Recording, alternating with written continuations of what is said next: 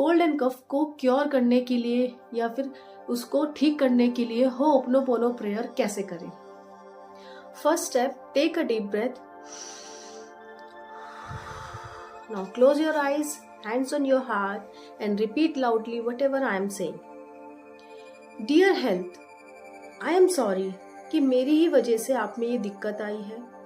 मेरी ही लापरवाही की वजह से मुझे इतनी ज़्यादा प्रॉब्लम फेस करनी पड़ रही है। प्लीज़ फॉरगिव मी कि मैंने आप पर विश्वास नहीं किया और मुझे पता था कि मेरी तबीयत खराब है, फिर भी कहीं ना कहीं मैंने बदपरहेजी करी, परहेज से खाना नहीं खाया। थैंक यू डियर बॉडी, फिर भी मेरा साथ देने के लिए, मेरे साथ हर जगह जाने के लिए, मुझे इतना कैपेबल बनाने के लिए कि मैं अपने वर्क प्लेस तक जा सकूं।